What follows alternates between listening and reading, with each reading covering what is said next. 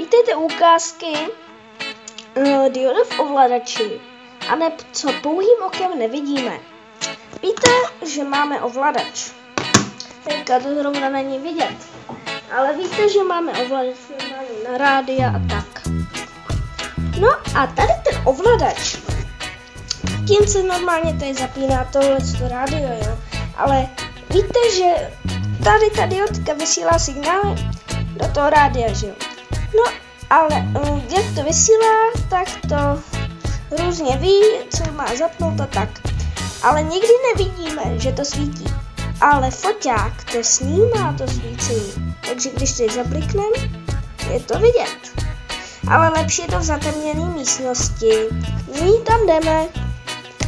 Takže, prosím o chvilku. Tak a teďka jdeme do zatemněné místnosti. Jak vidíte, je to tam vidět, že jo? Vypadá to jako UFO. Vypadá to jako UFO. No a jakože někde tam lítá ve vesmíru. No ale my s tím můžeme dělat různý znaky, nebo to takhle prostě nechat svítit. A opravdu to vypadá jako UFO ve vesmíru.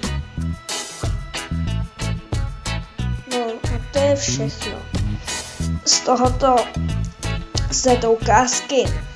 Ještě vám to tady chvíli necháme a poté to vypneme.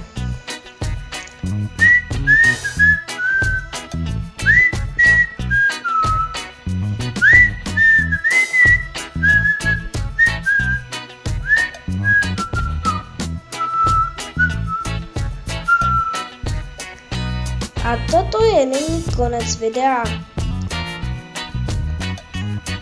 Děkujeme, že jste se na toto video dívali a dejte tomu třeba nějaký like. Budu radši, když mi dáte like, ale spokojím se i s dislike. Můžete tam napsat i komentář. Tak a to je všechno z tohoto videa. Natáčelo Centrum elektroniky. Nashledanou.